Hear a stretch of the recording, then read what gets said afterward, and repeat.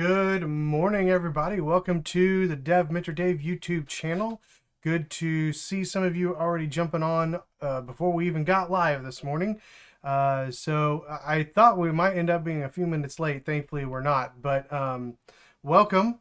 And I apologize. I went to the eye doctor on Thursday, and I feel like ever since I went to the eye doctor, my eyes are worse. That seems like it shouldn't be the case. But for some reason my glasses don't seem to quite be as focused as they used to be, and I don't know why. But so things are a little off. They did dilate my eyes, but that should be well over and done with. So I'm kind of dealing with some weird just off vision stuff. So if I go like this, and adjust my glasses, that's probably what's going on. I'm trying to figure out how I can actually see what it is that I'm looking at. And it is official. I am officially in the old man status. I'm only 43, but I have officially crossed over into old man status because I am moving to progressive glasses. If you don't know what progressive glasses are, those are the ones where you have it goes from like correcting for far vision and then correcting for near vision. So I've always been nearsighted, so I've always just had to correct for far, but now I can't see things when I read very well. I have to. My family makes fun of me because I'm always going like this to read something, and it's always like right here in my face. So um, hopefully once I get my new glasses here in a couple weeks, I will not be mocked anymore. Well, I'll probably still be mocked by my family. It just won't be for the same thing. They'll have to pick something else to mock me for. So anyway, that's not why you guys jumped on here, to hear me talk about my glasses conundrum and things like that. So welcome. If you are watching live, jump in here to the chat, say hello. Feel free to ask questions. If you do ask a question, type at DevMentorDave at the beginning of it. That'll just make it easier for me to see it, if I can see it at all. And well, it should catch my eye because it'll turn red. So that should be easier for me to be able to see and engage with this morning as we talk. So definitely throw out questions, whether it's something that we're talking about or something else that you have a question about. Certainly throw it out there. I will give you the best answer that I know. It might be my opinion, so take it with a grain of salt, but I will do my best to answer your question with the knowledge and experience that I have to hopefully help you on your journey as a junior developer or mid-level, senior level developer, wherever you're at. I know we get lots of different people from lots of different parts of the world, so feel free to join in the conversation either with others or with me here in the chat, and we'll enjoy that as well. See, here we go. I'm doing the old man. All right, Ming, welcome. Good to see you. Looking fresh today. Is PHP giving me eye strain? I don't think it's PHP. I've been doing that for a very, very long time, and I've just recently really gotten to the point where I really needed to move forward with the glasses thing. It's kind of funny. For a long time, I've been doing this, adjusting, or just taking my glasses off to read something, but just in the past probably couple weeks, I've really noticed that is becoming more frequent, and it's not nearly as effective as it was before. So it'll be fun. It'll be fun trying to, because apparently with the progressives, you've got to learn how to hold your head to see the thing that you're looking for, since it kind of transitions. It's not like bifocals where they go across. You have to actually, there's a little bit of a transition depending on how far something is. So that's going to be interesting. We'll see. You need to learn React so your eyes can be more reactive. I have learned at least the basics of React. I would not certainly not call myself an expert in React, and I don't think it's definitely not the one that I would choose most of the time. But I have used it. We started using it on the Deep Pockets project, so and I got it set up more natively than I've been using it. I've been using it with Next for some projects at work, so definitely have some experience in it. But one of the hard things about my job, so I'm a director of engineering at the company that I work for, and so I don't really spend that much time writing code. So when I do write code, it's definitely a learning experience. Sometimes a relearning experience.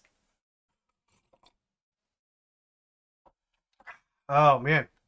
All right, so I don't know how long we're going to go today. Last week we only went for about 30 minutes, mostly because nobody was here, so we didn't have any real interaction. I just kind of talked about um, the topic that I had there, and um, I do have some things that I'm looking at. Before we dive into that, I just want to say next week, next Saturday, I will not be online. I'm going to be out all week speaking at a youth camp next week, and we won't leave till Saturday morning, so I won't be able to be on here live next week.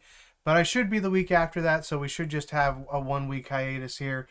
But I have some things that I'm working on and trying to plan out that I think will be something that we can do mostly consistently. I know we tried to do the LinkedIn lunch live stream. That may come back at some point, but I have another idea that I'm kind of hoping will be even more frequent than that. That was on Tuesdays and Thursdays. The biggest problem with that is just a lot of meetings and things throughout the week, and my role kind of get in the way of doing something in the middle of the day. So I'm looking at potentially doing something at the end of my work day, kind of once all of my meetings and things are done. But I don't want to dive into that too much or tell you for sure that it's going to happen until I have a little bit more planning down. But it would probably be a shorter live stream, but just something that we can be a little bit more consistent on. Hopefully to help meet the needs of more people, really is the idea there. So I know Saturday is not always ideal for everyone, and Monday night is kind of my typical night that I would love to do a live stream on, but that doesn't necessarily work for everyone either. So just trying to find ways to get some more content out there for you guys, get some more, not just content, but get some more area times for interaction, because again, that's really what I was hoping for with this YouTube channel, is an opportunity to interact with you guys. Sure, give my insights and things on different topics, and we'll still do that. But my goal is to kind of interact with you guys in the real world and the things that you're doing. So um, we'll see what happens with that. Uh,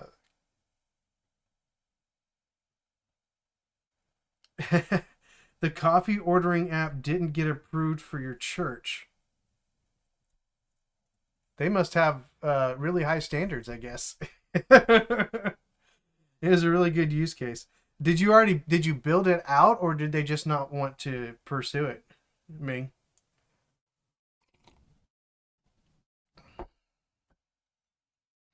Or maybe they thought they'd get too many orders and they wouldn't be able to keep up with it. Sometimes that's something that we have to think about as software engineers. You know, if we do engineer something that makes things easier, especially for customers, but not necessarily easier for the people, you know, fulfilling orders. So in like a coffee scenario, right, there's only certain things you can do to speed up the process of making coffee. So if you make it easier for people to order the coffee, then you can sometimes create a larger backlog and actually make it harder for the for the company or the organization, right? If they have a limited number of ways to fulfill those orders, that could be a bad thing actually. Let's see. Started building MVP, but they didn't want it to be business like. No, I definitely get that. I definitely get that. You know, as a pastor myself, you know, I you have to balance that, right? In fact, I actually had somebody, you know, reach out to me as a pastor around some AI tools and things that they were developing, and what they have is really cool. Um, but I think that with what they've built, it was around like sermon development, as well as like being able to take then your sermon and break it apart into more pieces of content to be able to put out on social media or to be able to share on a blog or things like that. You know, and the concept is really nice, but there are some dangers there um, that I see from a pastoral standpoint. Do I am I not just am I is it a good thing to use AI? I use AI for my sermon development, but am I letting AI do something that I should be doing? Right. So like for we're getting way off in the weeds outside of development, but from a pastoral standpoint, I should be taking stuff that I am learning from the passage and sharing that with people. And it's not just about building and structuring a sermon, it's about communicating truth, right? And so AI can help you in that process, but the more you rely on it, the less you're actually studying for yourself, the less you're actually um, taking to heart the needs of your people. So I definitely can see where they're coming from, and not wanting it to be business like, wanting there to be a little bit more relationship between the people who are making the coffee and the people ordering the coffee or getting the coffee. That's a great. We don't have a big. We're a small church, so we don't have a big coffee area. We just have a small place where one guy basically makes potted coffee and everybody has to make their own, right? We're old school. So we don't have the baristas and things like that. But even then, it's a gathering place oftentimes. And I think even communication between the staff and them, I can see where they would come back and say, we don't really want it to be too much of a business. And having an app, um, especially from an order standpoint, I could see how that could feel very businessy. Excuse me. I assume they probably have an app for other like communications and things like that uh, for the church. I would assume we do. We're a pretty small church. We use a planning center, but I can see it. That's kind of disappointing though that they wouldn't be willing to at least give it a try. But I definitely see where they're coming from on that. Um, Oh, the person in charge of the coffee stand said that, but she's not really technical. That could be another issue too. If you're dealing with somebody that doesn't, they don't like this newfangled stuff, right? Uh, they don't want to be forced into technology where they don't necessarily see the need for it. So yeah, that's a struggle that you're going to get, and that's to some degree we'll talk about that some today in the topic that I thought of for this morning, which is a little bit interesting topic. I don't know how much we've talked about this on the live stream. I know I've done at least one or two videos around WordPress, but I do see this kind of off and on. It goes in waves on LinkedIn and the people that I interact with. Sometimes we have a lot of posts of people doing things with WordPress or talking about WordPress, and then sometimes I don't see anything about WordPress for a long time. But there's always this kind of constant question that's out there, especially for junior developers, because WordPress and companies that use WordPress are often ones that will hire junior developers. In fact, there are those that I've taught basic programming, basic web development too, and some of them were hired by companies that were mostly using WordPress, usually like web design agencies, things like that, and so I think it's at least something that we should talk about, even though it may not be the mainstream thing that most of the people you're dealing with are talking about. I think there are some things that we should consider with it. And so I wanted to talk about that this morning. Feel free to chime in and share your opinions about WordPress if you have any, if you've used it at all. But we'll kind of go through some of these things about WordPress and why you might learn it, why you might not learn it, and then maybe dive a little bit into its world so you can get an understanding of what it is and how it works very high level, and see if it's something that is a tool that you want to put in your tool belt. In my opinion, the more things you know, the more you can do, and the more opportunities you potentially have to make a living in this in the web development world and the web application development world or software development world or whatever you want to call it, right? I think the more you can learn over time, the more valuable you become to different types of people. So I don't think it's wrong for us to take some time and look at WordPress here today. Okay. let's see. Yeah, that's okay. So we're gonna get to that. Ming says WordPress is really good for juniors.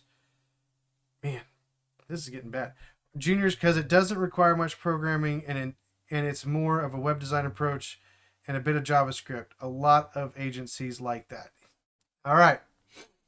So we're gonna dive into that statement as we go along here. Dun dun dun. All right. So just in case anybody's on here and they don't know what in the world we're talking about, let's pull up the WordPress website. All right. So what is WordPress? So WordPress on their website says it's the most popular website builder, the most popular website builder. And that is mostly true. So WordPress originally was developed. So what is WordPress? WordPress is a content management system, or a CMS. All right. So you'll hear that term thrown around a lot. CMS, it means content management system. The idea of a content management system is it's supposed to make it easy for an individual. I wouldn't even necessarily say an average individual, but make it easier for an individual to manage the content of their website. Now, that doesn't necessarily mean that it would be easy for you to manage the design of your website, although that in many cases is the case. But the idea was for you to be able to create content on your website. And originally it was created mostly as a blogging platform. So you would come in here, you would create a blog, and you would just post your blog post. It wasn't really designed to be a full-fledged website or a full-fledged web application originally. It was mostly designed to be a blogging platform in the beginning. But the way that it has been set up over time and developed over time, it has become much more than a blogging platform. There are many different thousands of themes out there that you can use. There are some really cool theme builders out there like Divi or Elementor or some others that make it really easy for you to take a very basic blog and turn it into a full-blown website. And then you have lots of other plugins, is what they call them, that will let you add functionality to your WordPress website. So really, they've gone from a blogging platform to almost a build your own web application to some degree, depending on what plugins you use and things like that. We'll kind of go over some ideas around that here as we go through this. But WordPress is one of the most, or it is the most popular way to do a self-hosted website. And what do I mean by that? So self-hosted website means that you're paying to have your website hosted by itself. You're not putting it on something like, what else is out there? Somebody tell me. I can't think now. It all just left me. There's all kinds of, there's all kinds of platforms out there where you can build a website. Here, we'll do this. Google, build a website. Squarespace, thank you. Squarespace is one of them. Wix.com is another. Yeah, so, I mean, these are things. Canva, really? Interesting. Anyway, so those were the two that I was trying to think of, and they were not coming to my mind. So, Squarespace, Wix, those are ways that you can build a website, but they're really part of the Squarespace or the Wix ecosystem. And there are some good things about that. There are some, not so good things about that. And so if you want to have your own website hosted on your own server, WordPress is generally the one that people reach for. Now, there are some competitors. When I first started development, the one that I landed on or knew about first was called Joomla. That's still around, believe it or not. And then there's also Drupal that I've worked with a little bit. Not a fan of Drupal.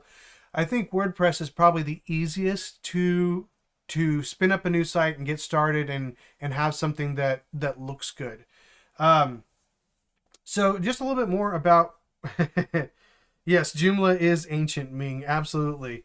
Oh, your first one was Squarespace. That is something I've never actually built a site on Wix or Squarespace or any of those type of hosting entities. So that's interesting. I don't know. I did help somebody move from Wix once, but I've never really spent a whole lot of time messing with it myself. Um, yeah, again, something like Squarespace or Wix they're going to give you lots of creativity, but they're going to charge you for functionality. Typically, is what I've seen. So they'll give you a lot of creativity abilities in building your website, but adding other functionality to it, it's gonna add cost to it. WordPress is free. There are lots of themes that are free. There are lots of plugins that are free. Are open source, and so you can get a website spun up pretty quickly and easily for just a few bucks a month with WordPress. So that's one of the reasons why it's very popular. And I want to take a look at a few statistics actually. So this is actually as of April 17th, 2025. At least that's when this was posted.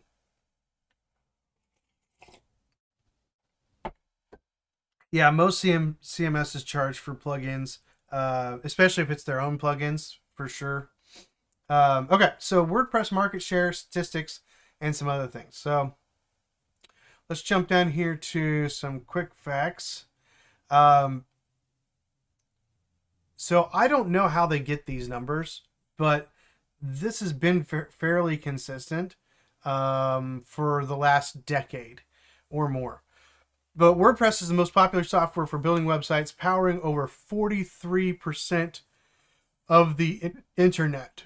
Now, when they say 43% of the internet, they're talking about websites. I don't think that would include web applications, but when it comes to at least websites, 43%, that's almost half of the websites of any website that you see out there. Almost half of them are built on WordPress, that is amazing in and of itself that they have that much control. And again, it's because it's free. It's because it's very easy to work with, very easy to spin up an instance. So and host it. Lots of hosts out there have very quick ways of creating a website and getting it stood up and running with really just a few clicks of a button. So that's one of the reasons why it's just ubiquitous. It's, again, 43% of the entire internet.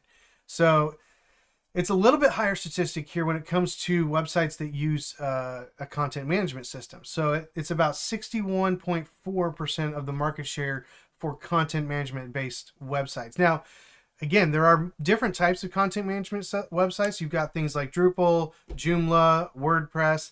You've got things like Adobe Experience Manager, which probably many of you never even heard of. And I wish that I hadn't, because it was not a good experience to use the Adobe Experience Manager, in my opinion.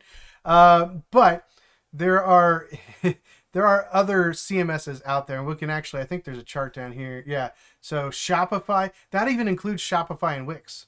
That's interesting. Squarespace, and then actually websites with no CMS is higher than all the other CMSs as well. So really, between WordPress and no CMS, you're looking at almost 90%, like 80% of the market share is WordPress or no CMS at all. Like that's, let me blow this up so you can see this. That's crazy. So you've got WordPress over here at, oh, this is interesting. What is this? Hang on.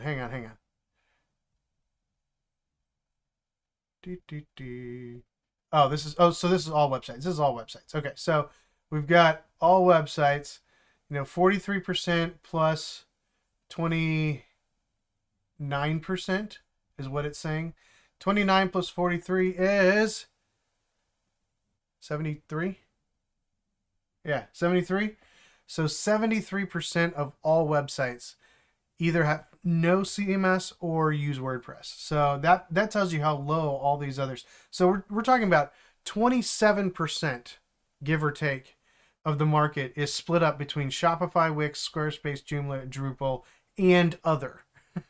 And even other CMS. I don't even know what other CMS. Probably things like Adobe Experience Manager, things like that. Those are even higher than these. Like that's insane. All right, so WordPress is by far the biggest. It is by far the most widely used. They've had 52 major releases and 760 releases in total. It seems like every time I log into one of the WordPress websites that I use, there's always some new release that's going on, whether it's a minor release or a major release. Tens of thousands of WordPress themes and over 65,000 plugins. And again, plugins typically are there to add some functionality to your website. They kind of make your website more of a web application than just a static website of information. Now this is interesting. So a third of all shops run on WordPress powered by WooCommerce. So WooCommerce is a plugin that makes it very easy for you to add products and set pricing and connect your PayPal or Stripe or things like that to it and be able to take payments. So a third of online shops. You think about all the shops that are out there, anything from, Shopify or Etsy to, a lot of those like print on demand stores and things like that. Including all of those, 1/3 of them are online shops running WordPress and usually powered by WooCommerce. WooCommerce has been around for a long time. And they have, so WooCommerce, if I remember correctly, WooCommerce is free, but they also have a whole fleet of plugins that go with WooCommerce to add even more functionality. So it's WordPress is very big. It's very ubiquitous. It's everywhere. So let's see. They're estimating more than 500 million WordPress websites in the world. That's crazy. 500 million. That's insane. All right. So that just gives you some idea of the usage of WordPress. So we're not talking about something that's minor. We're not talking about something that just a few people over here on the fringe use. We're talking about something that's quite ubiquitous in the web development, in the web design world. So again, lots of big firms will use this for either their main website or even just some ancillary websites. We've got one from Time Magazine, Salesforce, Harvard University, Taylor Swift's apparently website. And then here's basically the same graph, just with different numbers here for CMS specific websites. So you can see that the trend is basically the same across the board. But it's popular worldwide too. And I think that's another interesting thing about WordPress. It's not just a United States thing. It is literally worldwide. You can use it in pretty much everywhere. They've got tons of languages built in for it, and I mean it's just everywhere. So the question is, though, should you as a junior developer here in 2025 be using WordPress? Should you be learning WordPress? And so that's the question really that I want to try to answer here today. And of course, with most of these questions, there's some caveats. there are some answers that are wishy-washy because it sort of depends. It depends on what you want to do. And so we're going to take a look at some of the pros and some of the cons of learning WordPress today. That article that we just read from the WordPress blog was from April of 2025. So obviously they're still going strong. They're still growing. They're still adding things. People are still developing themes and plugins for it. So it's certainly not a dying industry by any stretch of the imagination. So I think it's something that we should we should fairly evaluate, and I think that you should fairly consider and see if this is something that is a good option for you in one or more aspect of your junior developer journey. So, hey, Kelly, good to see you. Nice to see you jump in. By the way, if you're watching live, we've got a few more people watching live at the moment. Jump in the chat, say hello. If you've got a question, whether it's about what we're talking about or about something else, just throw it in the chat. Type at DevMentorDave at the beginning, and that'll catch my eye a little bit easier. And I'll be able to hopefully respond to that and give you either a clear answer or at least my opinion, and you can take it with a grain of salt if you don't like it. So if you are watching live, I'd appreciate it if you hit the like button. That just helps the algorithm tell more people that we're doing this stuff.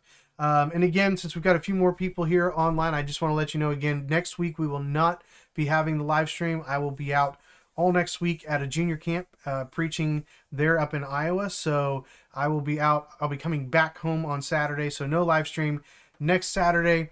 Got some other things in the works that we're working on, though, that I think will be good for the channel and good for you guys in the future, though. So just FYI there. And let me get caught up here on Kelly, pull my old man glasses down so I can see what's going on. Oh, well. Kelly just relocated to the USA from Ghana. Could be hard to get a tech job with your current certificate. What do you best recommend? Plan on doing some online courses. I'll be honest with you. Most of the companies that I know of and that I've worked with don't really look at certificates. I mean,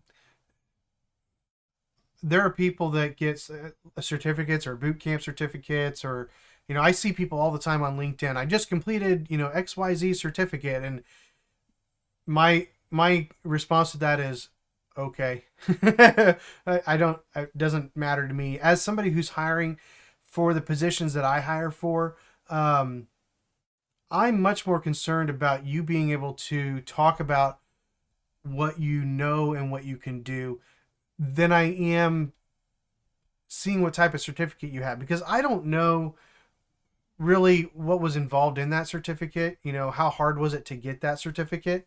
I know that there are some companies out there that have very basic training courses, and as long as you complete a project at the end, it doesn't even have to be good, you get a certificate.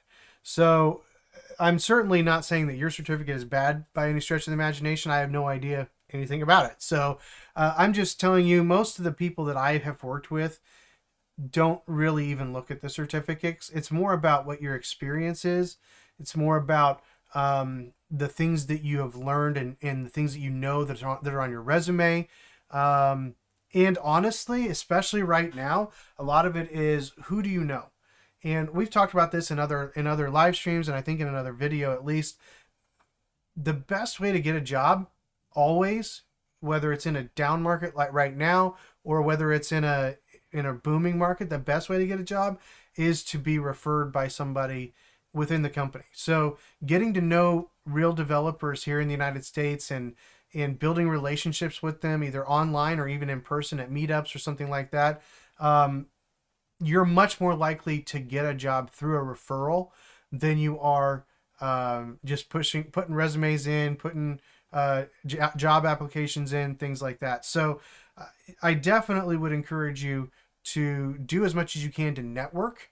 And don't worry so much about your certificate. If you can talk about what you know, that's 10 times better than any certificate that you put on your resume. I'm not saying don't put on your resume. I'm just saying I don't think it's going to matter a whole lot, either positively or negatively, at least in my experience there. So,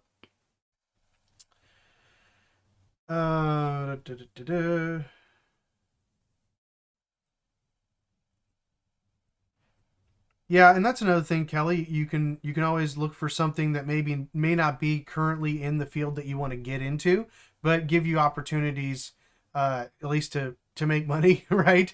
And continue pursuing that on the side. You never know. So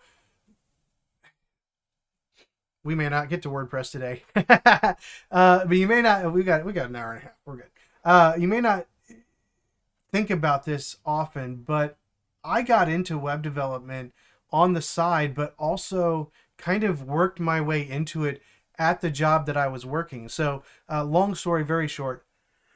Excuse me. Sorry. Long story very short. I was taking phone calls at a call center, and I'd been learning some basic PHP, HTML, CSS stuff on the side, and we had a notebook of information, general information, and we'd always have to flip through this notebook to make sure that we were giving the right general information out, as well as account information, things like that. And it was it just wasn't very quick, right?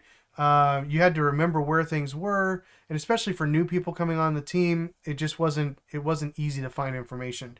And so I asked my boss if I could take some time off throughout the week off the phones, which was awesome, and if I could spend that time making a little web database for the information that we need. And thankfully, he actually gave me the opportunity, which was really cool.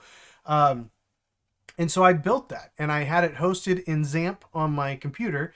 Thankfully, the IT department didn't know anything about it. Otherwise, they probably would have shut it down. But other members of my team would connect to my computer via the IP address, and they would be able to see this little application that I built to be able to answer questions faster. Had a little bit of search built into, very, very basic stuff. This was back in 2010, I think 2010, 2009, 2010. So very, very basic. I wasn't doing any of that full time, but that opened up an opportunity for me to do the same thing for another group in the call center. And then I had a client, so the clients that we had were big name clients, mutual funds, and they had requested to be able to have the phone reps take some certain survey questions for one of the groups. And in order to build that into the software that the company used, it was going to take months, just because of all the red tape and things like that. And so the group leader came to me and said, "Hey, could you build a little survey questionnaire?" And gave me the parameters, and then like spit out a PDF report that we can give to this mutual fund company. And this is a big name mutual fund company. Okay. You would recognize it. And so I was like, well, I can try, so I got some more time off the phone to be able to do that. And I built it, they used it. I was using some sort of PDF generator. I don't remember what it was at the time, but taking HTML, converting it to PDF. I was using Google Charts to create some graphs and charts on there for them way back in 2009, 2010. So all of that to say, not just to boast on my skills, but all of that to say, you never know what opportunities might show themselves in the job that you end up taking. Kelly, so, or anybody else who's watching, if you are in a job that is paying your bills right now, you're trying to learn on the side, look for opportunities to find some efficiencies that you can add to the company that you work in. You never know, you might work your way into a development job at that company. It has happened. If I actually moved into what they called a project coordinator role, and worked on a knowledge base for the entire company, and all of the phone groups. And I wasn't coding everything, but they saw my skills there and moved me into a new position to be able to do some other things. And then, long story short, I ended up leaving that to do this full time. So not YouTube, to do the programming full time. So I would say, yeah, especially moving into the country like you are, definitely don't feel bad about taking a job that isn't necessarily right in the industry that you think you want to be in, because you never know what opportunities might present themselves as you see areas that need efficiency improvement and areas where your technical skills can help the company become more efficient or just do things better and easier. There are lots and lots of ways for many companies to benefit from having somebody who just knows a little bit of stuff and can improve. It might even just be their website. There are tons of companies which gets us back to WordPress. See what I did there? There are tons of companies that have websites, but they pay somebody to maintain them, and they might be able to cut some costs there if they include that in part of your job. If you have the ability to manage their website for them, that might get you a little bit off of some of the other tasks that you may not want to do. So definitely don't feel bad about finding a job that isn't in the particular market that you're looking for. Just because you may not be doing full-time development doesn't mean you can't use these skills to help a company improve their processes. And again, you never know what that can turn into over time. So don't discount that when you're looking for other job possibilities. All right, there's more things here. Let me try to catch up. We're bouncing around. I keep looking over here because the numbers are changing. We've got about 5 viewers currently. We bopped up to about 8 for a few seconds there. But if you are watching live, jump in the chat, say hello, ask questions, whether it's about the topic we're on or something else, and I will be more than happy to tell you what I know and tell you what I think, and you can take it with a grain of salt. And I'm going to try to read what's going on here. Yeah, absolutely, Kelly. Education here is very expensive. Oh, interesting. Looking into the military. So my son actually is leaving next month to go to boot camp for the Missouri National Guard, and that's one of the reasons why he joined as well, is the ability to get some of that pay. I don't know your whole situation, Kelly. I don't know if that's something that you can do, having just moved to the United States. Maybe not. It depends on a lot of different factors, so I certainly don't know. But that could be another route as well. I've got another friend who was in the Marines, and he was thinking about going to tech. I think he realized it's not really for him, but he was thinking about using that to be able to go into tech as well. So it's not necessarily a bad plan either. I would look into multiple options there, though, whether it's full-time or part-time. Like I said, my son's doing the National Guard, which is part-time. I think it's 6 years that he's signed up for, but it's 1 week in a month, after boot camp and all that stuff. So there might be different options there, depending on your situation, that you could use that as well. But definitely education is very expensive. And that's why, for me, I don't push people getting into the tech industry, especially the software development industry. I don't push people to get a CS degree. I do think using something like a boot camp is helpful because it gives you some structure in your learning. But even that isn't necessary. So take that with a grain of salt. You don't necessarily have to get into a specific education in order to break into this. Again, a lot of it has to do with who you know. Finding opportunities in the mundane things of life is an option as well. So Ming says, if I were hiring, I would ask about their project and experience and showcase their projects. Ask them about it. It's more essential to me because it demonstrates their skill set and experience. Absolutely. I really am less concerned even about seeing it. I'm okay with seeing it because here's one of my reasons why I don't care about seeing it necessarily. Especially if you're more of a back-end developer, your front end's probably not going to look that great. And it's not going to be something you necessarily want to show people. So I generally don't look at people's projects unless they're really adamant that I do. If they're really pushing for me to look at their project, I will look at their project in the interview process. But most of the time, I can tell by what they write in their resume, what their experience is, and then just, again, conversation like you're talking about. Meaning, the more they can tell me about the project, the things that I look for. What have you built? What have you struggled through? So what are some of the things that you've learned recently? Even what are some of the things that you had to make decisions on as you went through building that project? Was there anything any road that you went down that you abandoned because you couldn't figure it out? Again, that's not saying you're a bad developer. It's just a reality of, at sometimes you have to just realize, hey, I'm not making any headway here. I need to change directions and pivot, right? So that's actually can be a good thing in that process. So those are some of the major things, and then how deeply they talk about it, right? How well do they know the framework and things that they say they were using, and that's getting a little bit more difficult as we dive into more AI, and even juniors are using more AI.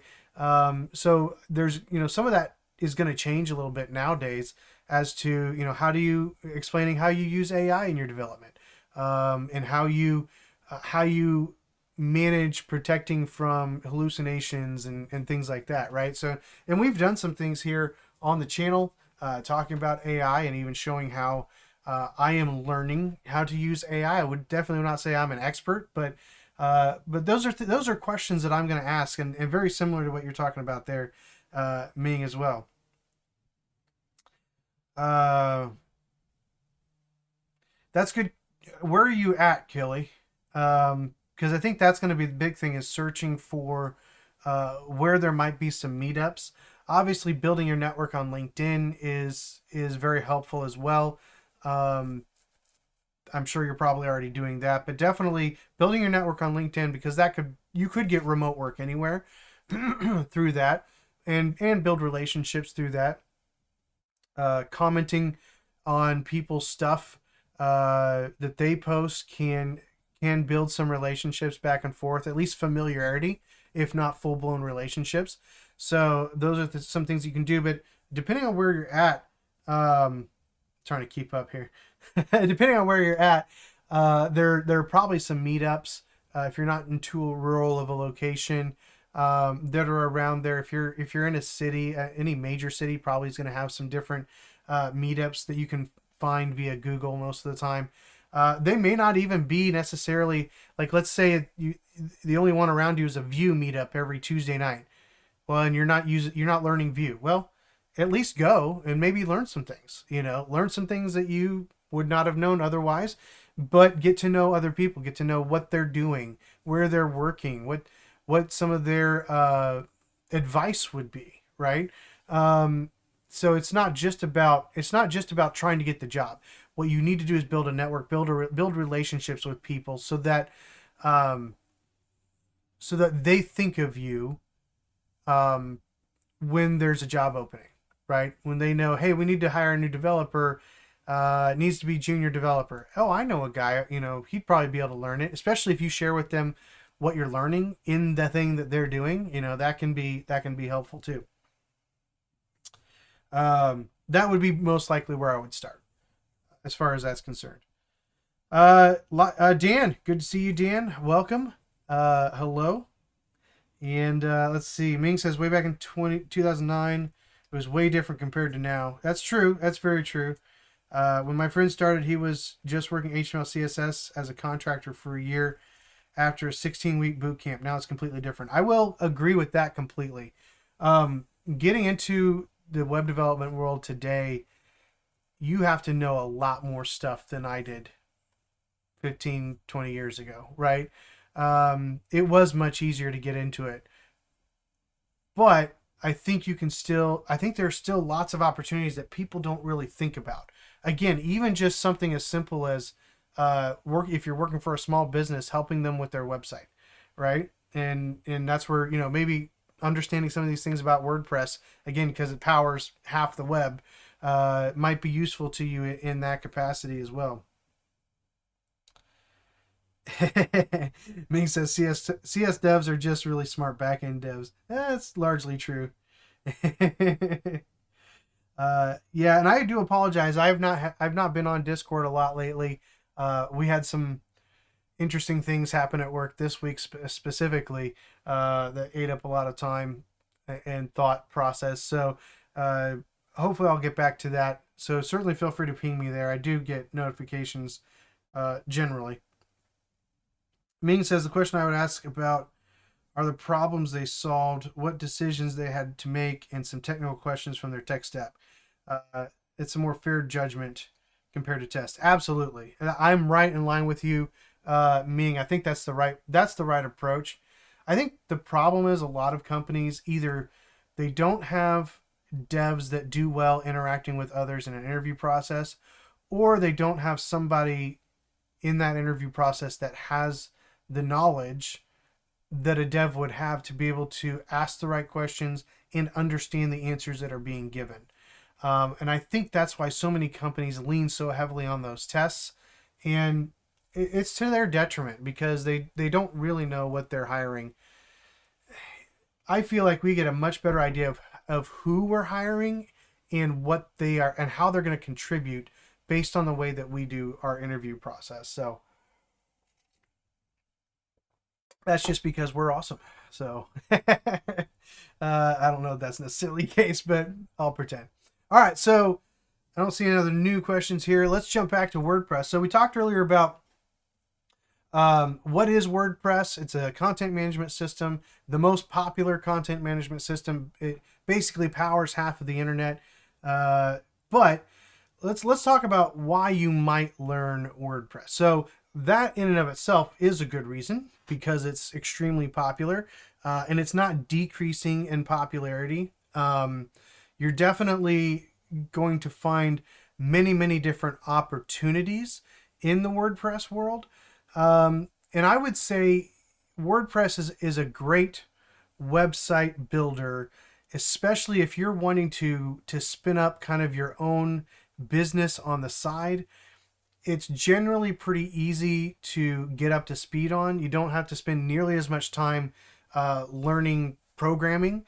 Somebody Ming mentioned earlier that it's very design driven. Even the base WordPress is very design driven.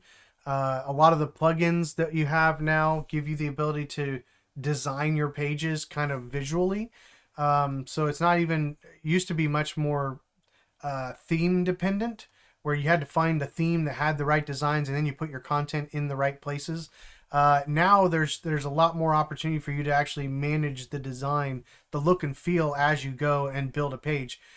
So now some of those cost money, some of them are free. But again, it's a very inexpensive way for you to get into kind of setting up your own business. And I think especially for junior devs, I would really push you to keep learning coding. But for junior devs who are trying to maybe get some quick cash, build some basic websites and get them up very quickly, knowing that they're generally secure, they're generally pretty easy to put up. I think it's a good way for you to kind of create your own little business on the side. It could turn into a big business. I've never been able to do that because I'm not very good at sales.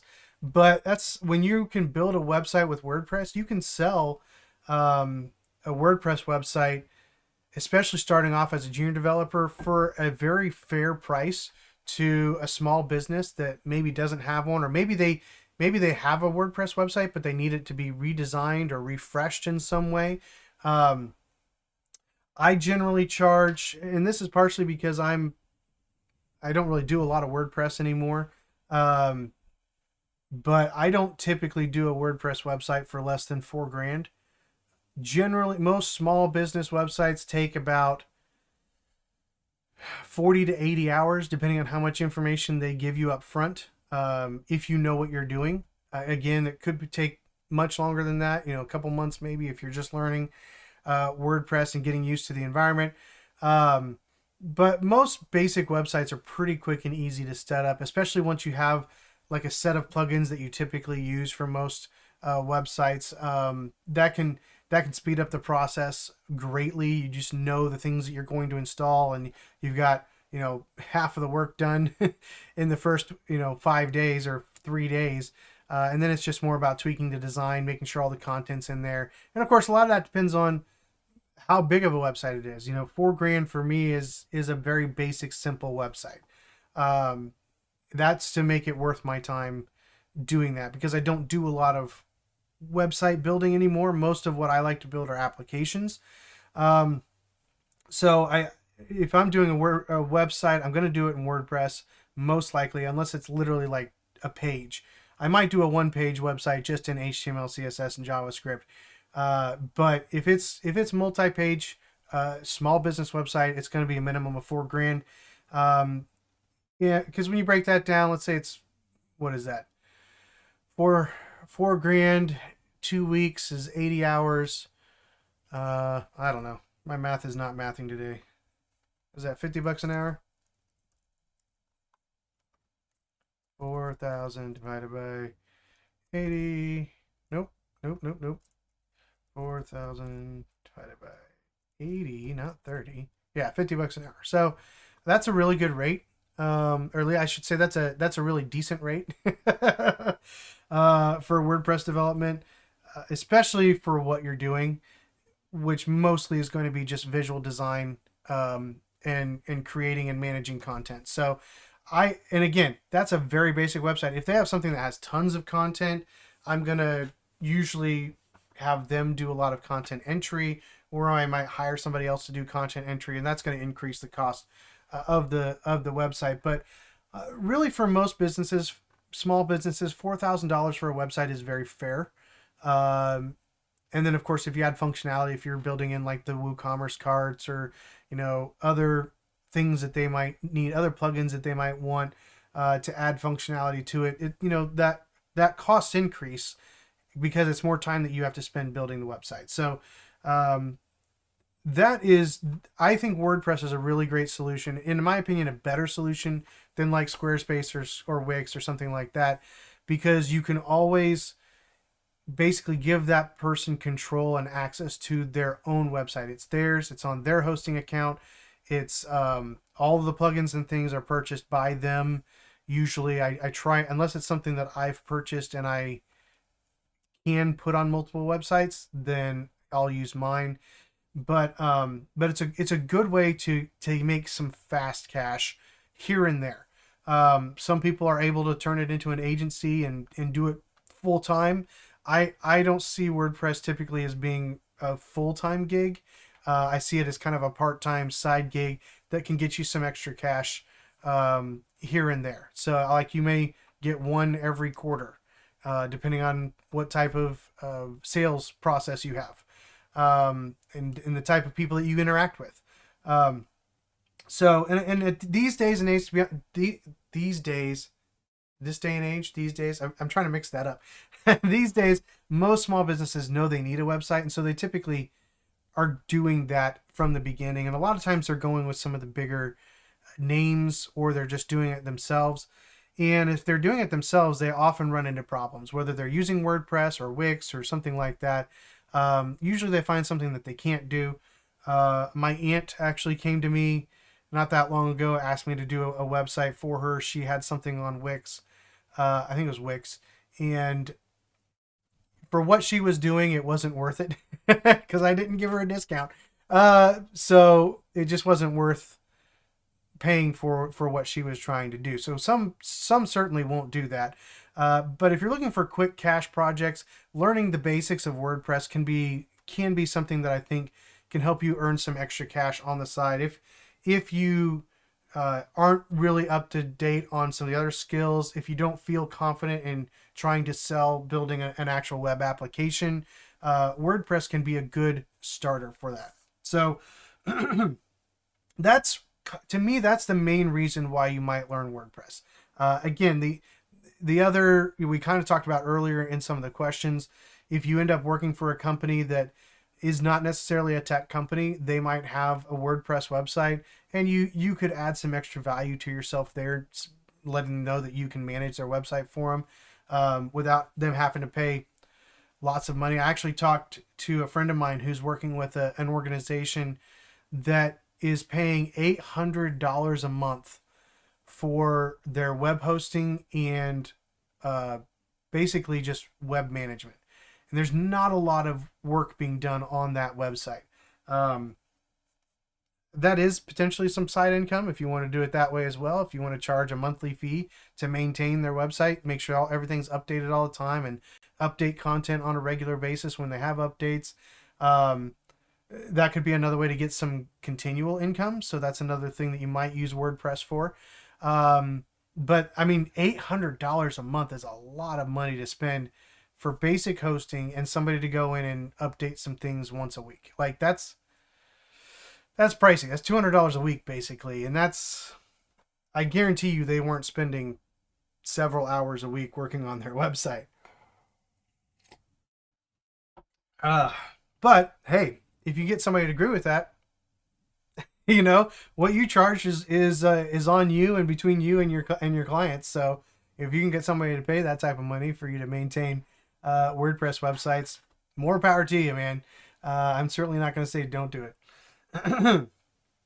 All right, so those are some of the things that I think we should consider as far as why you might spend some time learning WordPress. Um, Even as a junior developer, even though that may not be specifically the route you had planned on going for your career, maybe you're more of an application development person. Those are maybe some things to think about and consider in your development journey as far as potentially bringing WordPress into it. All right, we've got some conversations here.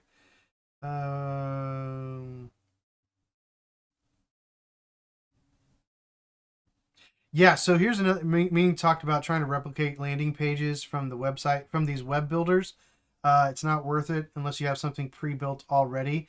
So another thing that you can do nowadays is you can take a screenshot or like download a.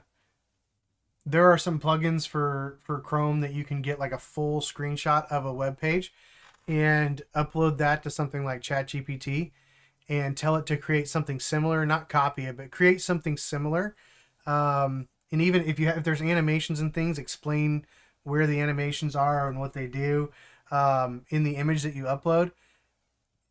Claude or ChatGPT or Grok, they can spit out a landing page, HTML, CSS, JavaScript, pretty good and pretty quick. So you might try that, Ming. That would be a way of potentially doing some one page websites.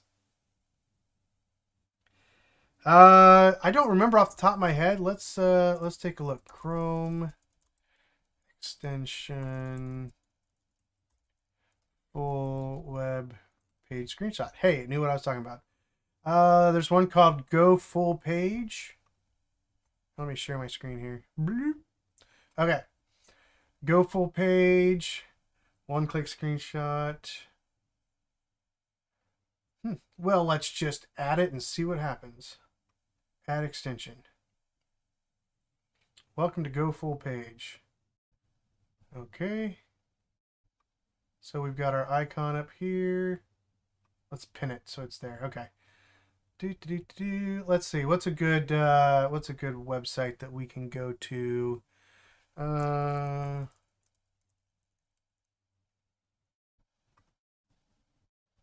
What? Can't be reached. We'll go to the YouTube Dev Mentor Dave channel. There we go. All right, so we've got some content here. Let's see if this screenshot works.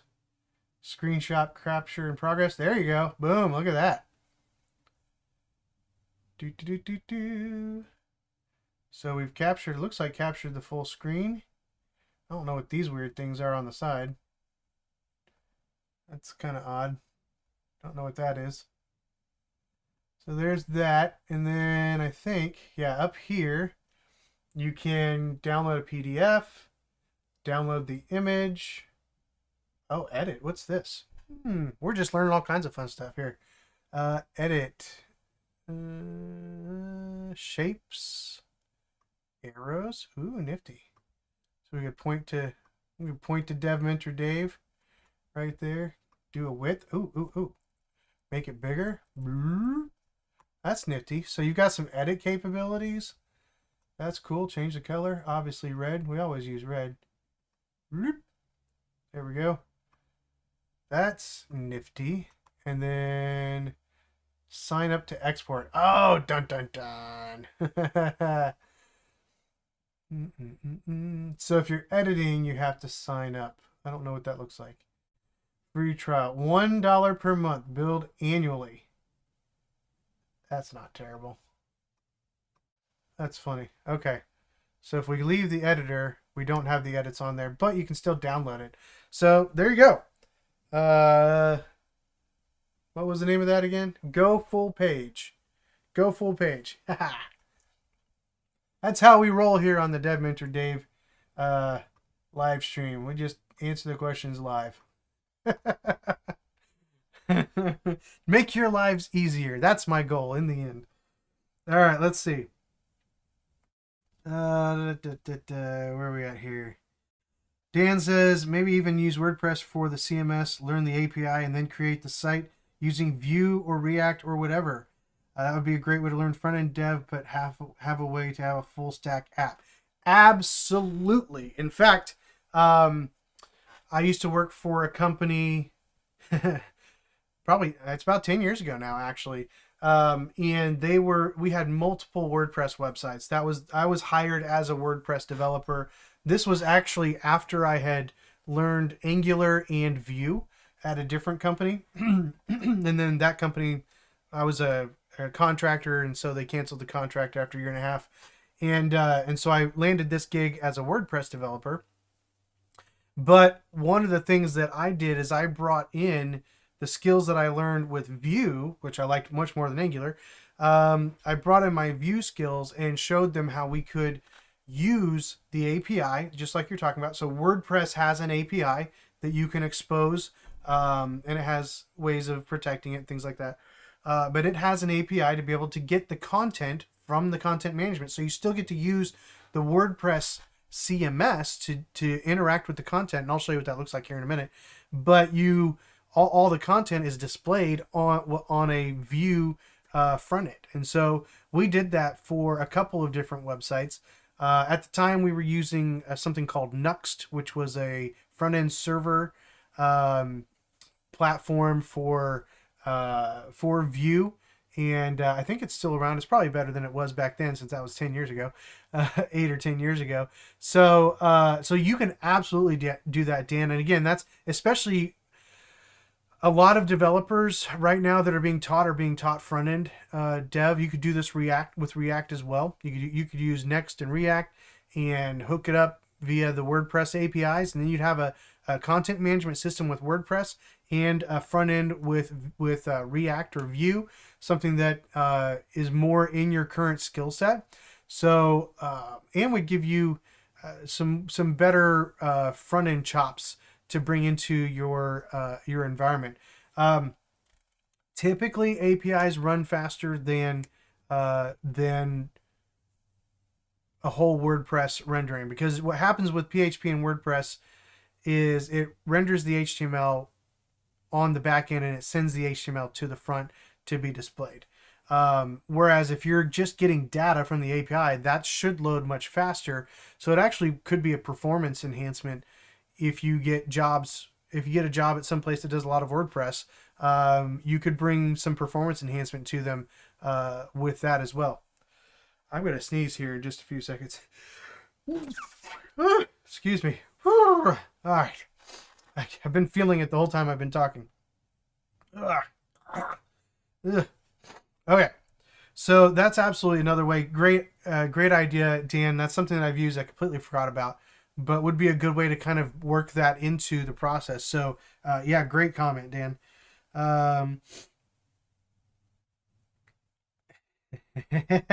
Ming says, I thought my charges were uh, exorbitant, but 4,000 for a website is a lot. I was thinking 500 for a website.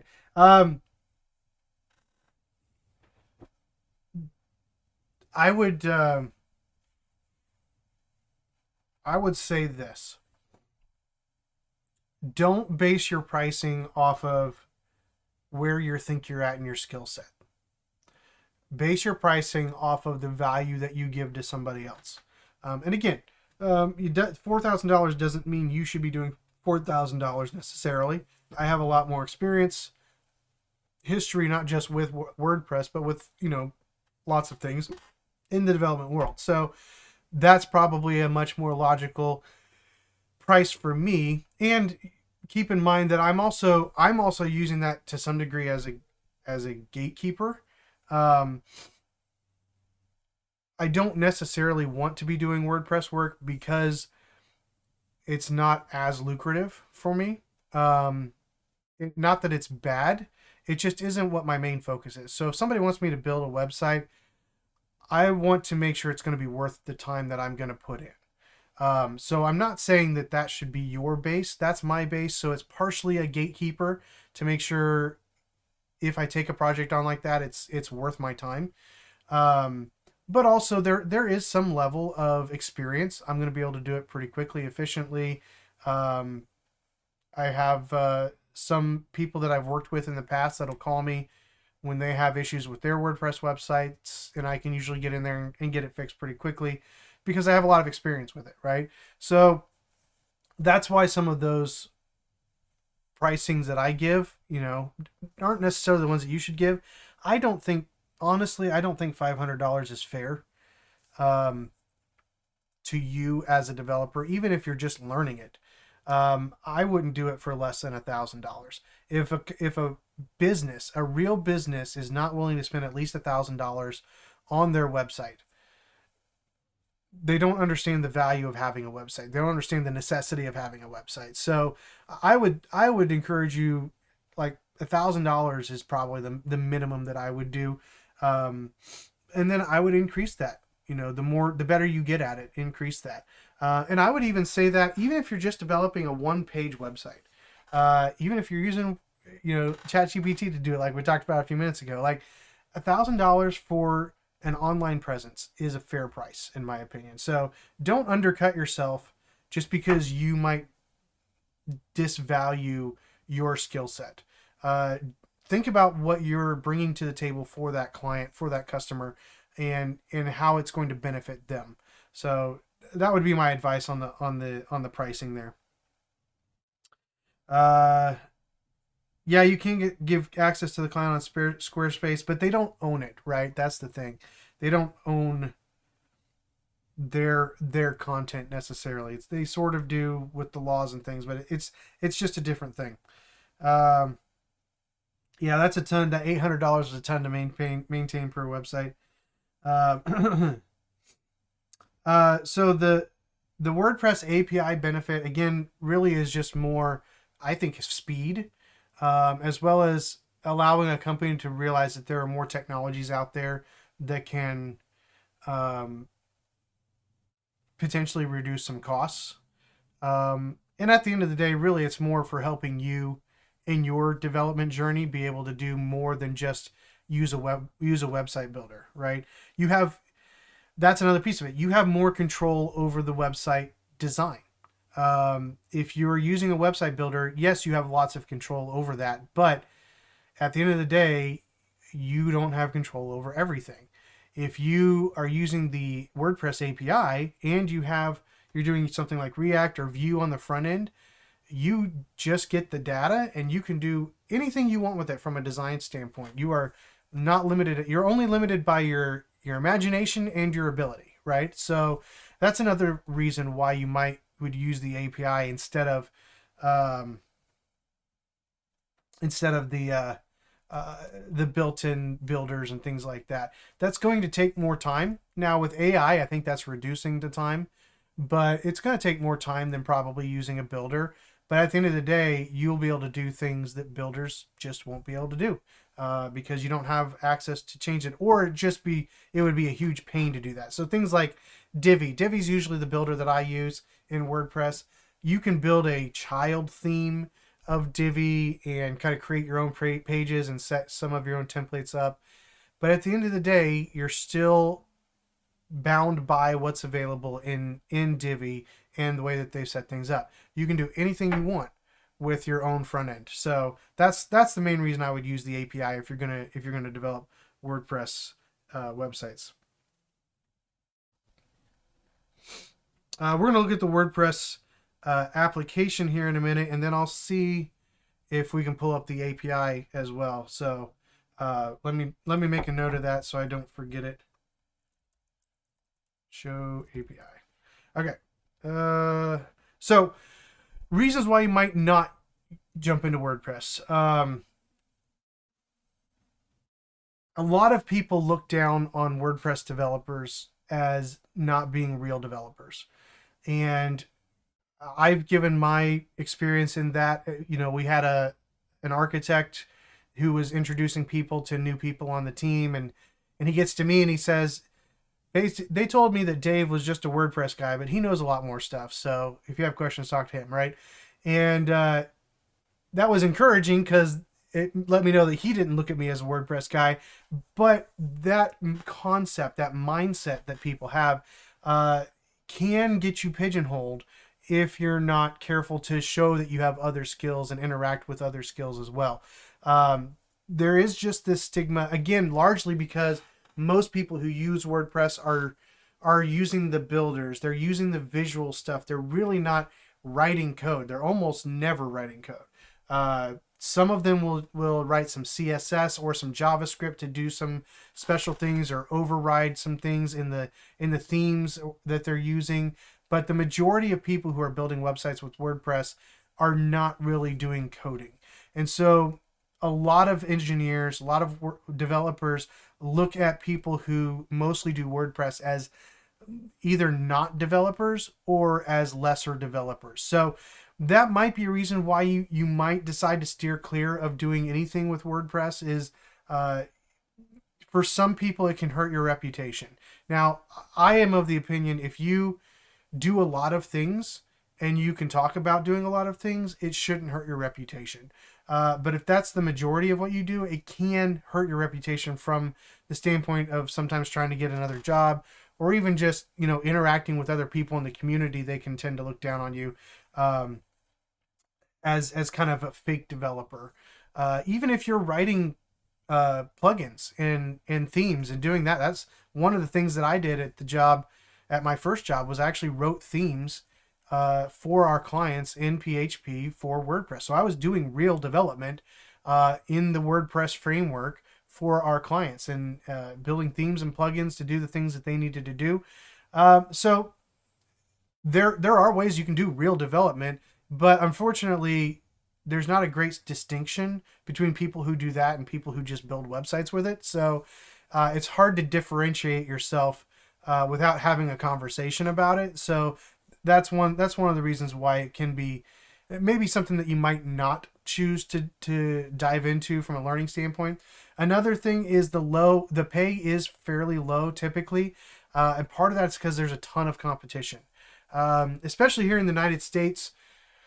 It can be hard to get WordPress work because there's tons of people overseas who will do it a lot cheaper than we can charge. Or than we have to charge if you're trying to make a living. So in WordPress development, you can often find yourself getting undercut by somebody else who's willing to do it cheaper than you are.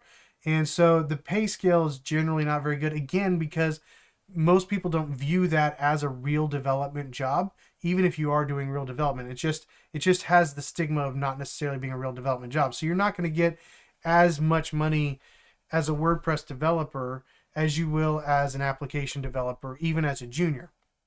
So that could be another reason why, and that's again why I would say I would typically pursue that more of as a side gig than necessarily getting a job doing that full time. You're probably not going to get really what you're worth based on your knowledge and skill set if you've done any other form of training.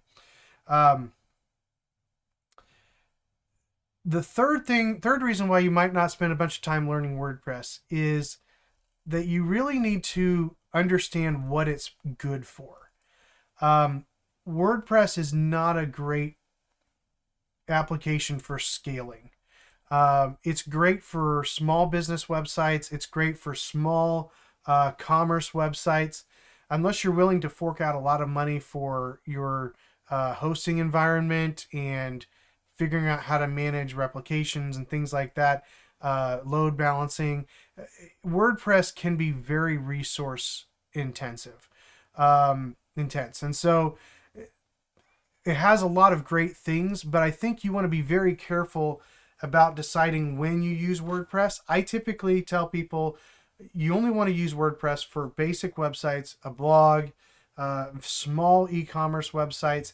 If you're wanting to add bunch of functionality to this, or if you find yourself getting to where in order to create the workflow or the process that you want for your website / web application, you have to coddle together multiple plugins and maybe write some code to make things work better. There was that first job that I had, we actually bought another company.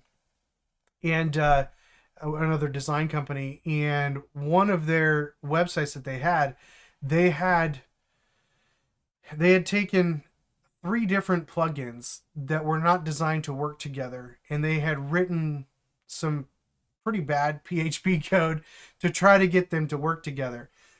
And if you're writing code to try to get plugins to work together to create a workflow and a process, WordPress probably is not what you want at that point. At that point, you probably want to build what will turn out to probably be a very simple application, but you probably want to build a web application to manage that rather than trying to cobble together all these different plugins. So those are some things that, again, that you need to think about what you're wanting to do. If you're wanting to be just a web application developer or software developer, and you don't want to, clients want the easiest thing. So to them, if they've done some research ahead of time and they see, hey, we can use this plugin and this plugin and this plugin, being able to come in and say, hey, I get what you're saying because those are free plugins. It looks like you can just put them together and they work.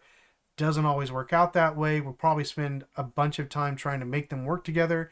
Here's a plan that we could do that and just build you a web application that'll do all the things that you want and make it to where we can add more things in the future without having to find the right plugin and integrate it and all those things. So depending on what you want to do and depending on what is best for the client, WordPress may not be something that you want to spend time learning or going down that road. So again, the answer, should you learn WordPress? I think it's worth it if you want to do some stuff on the side, if you want to maybe get some quick cash on the side, if you want to use it even just kind of as a back-end API CRM for a front-end website or even web application, you could do that as well, because there's some ways that you can customize the CRM in WordPress to add functionality and data structures to it, and be able to access those from your front end, so you can make it a little bit more like using a web app. And in that case, I think there's some good use cases for that as well. But generally, if you're wanting to build a web app, if you want to go into that world, maybe WordPress isn't necessarily for you if you don't see the need to do something on the side to earn some extra money. So, okay, there's a few things here. Let's see. Ming says, when you got an offer last time, went through the interview to WordPress dev. Didn't have really good impression of them because it wasn't really dev experience. Yeah. So that's the thing. You if you're going to your interview, you want to make sure you focus on non-WordPress skills or focus on how you've interacted with the framework. I've coded, that's a word, coded themes, and I've coded plugins, things like that. So you definitely want to clarify that you've done development work with it if you have. Dan says WordPress is a nice way to build websites for friends, family, small businesses, and not spend too much of your valuable time on it. Exactly. That can then generate leads for more serious work. Absolutely. Yeah, because that being able to do something like that, and then because they always want to add more, right? They always want more options, and that could be an opportunity for you to upsell them on building something that's a better fit for what they need externally or internally. So totally agree. Absolutely. Ming says WordPress is mainly good for small businesses that just need a website. Yep. If you're looking for a web application, having a tech stack is more beneficial. Yep, exactly. The features are going to be more complex, and honestly, you can build them the way you need to build them, the way you want to build them. You're not stuck with the way a plugin managed it. That's another piece of the pie there, is customization. So absolutely, totally agree. And so those are some reasons why you might not use WordPress. So I think some of the guys on here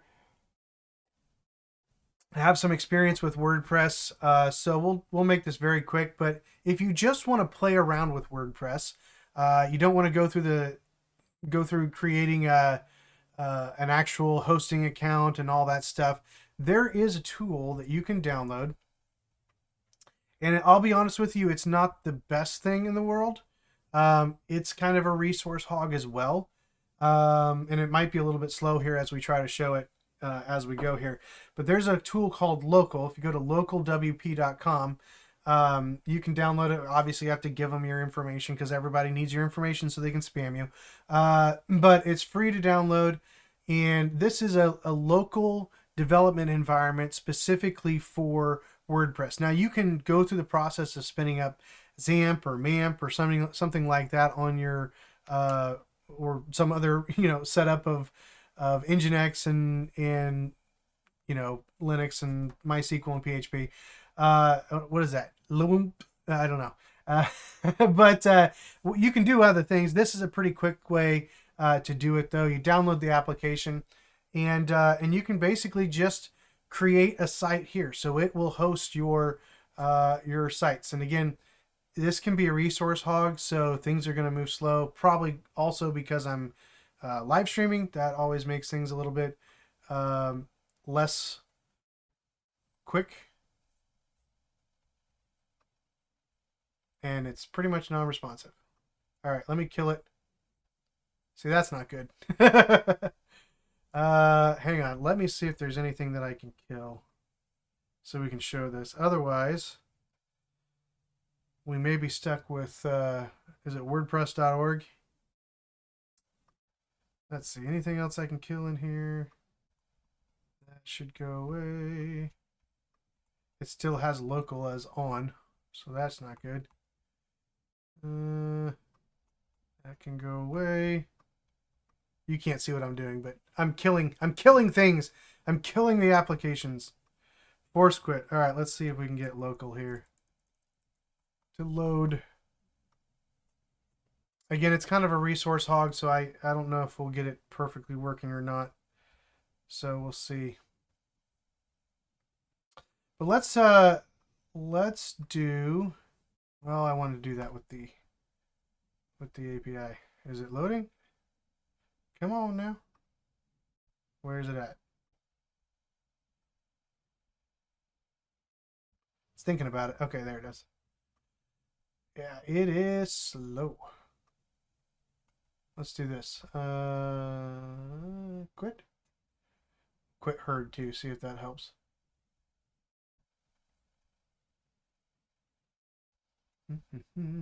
I forgot I had herd running. Herd is a local development environment for Laravel, in case you did not know. Oh, this is not good. Let's see if I've got anything else running that I need to get rid of.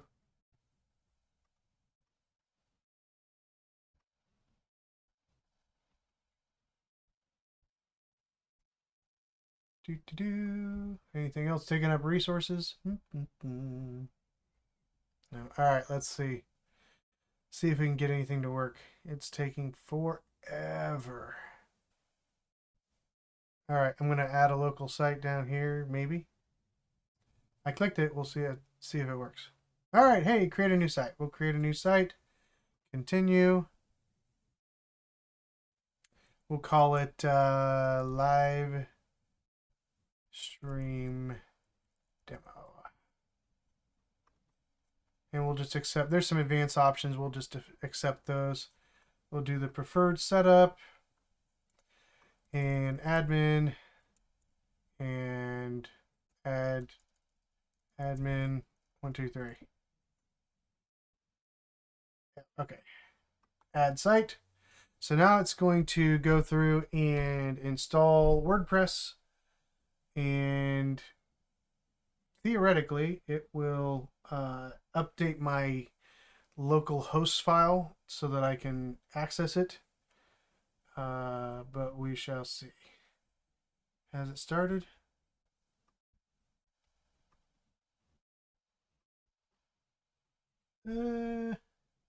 It's thinking.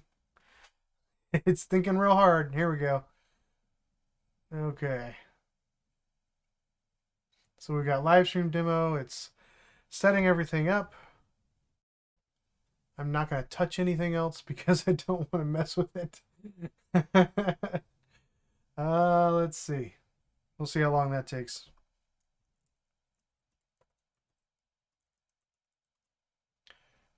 Installing WordPress, adding WordPress. What's the difference between installing WordPress and adding WordPress? I don't know. Just more things to pop up there to make you think it's actually working.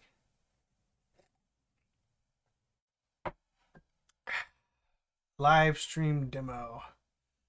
It looks like we should be able to go to livestreamdemo.local. We'll see if it actually is able to add it to our host file. Honestly, this usually is a little bit faster than this. I think part of it's because I'm live streaming at the same time. That also takes up resources. So, but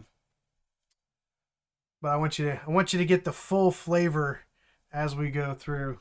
We've got about half hour left. Okay, so we should be about there. Checking on. All right, we got Nginx, PHP. Excellent. So everything should be set up. I'm going to try to open the site here. All right. So there's our website, livestreamdemo.local. All right. Pretty mundane and yucky. Okay. So let's come back over here. I'm going to log into the WordPress admin, which of course brings up excuse me, another one. All right, so we did admin. Whoops, that's not admin. Admin, and then admin 1, 2, 3. All right, so this is the backend CMS.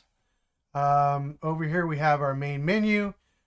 This is where you manage content, things like that. Again, super high level overview. Posts are for managing your blog posts. Media is for uploading any pictures, audio, video, things like that. You can upload them here. Pages is for creating the actual pages of your website.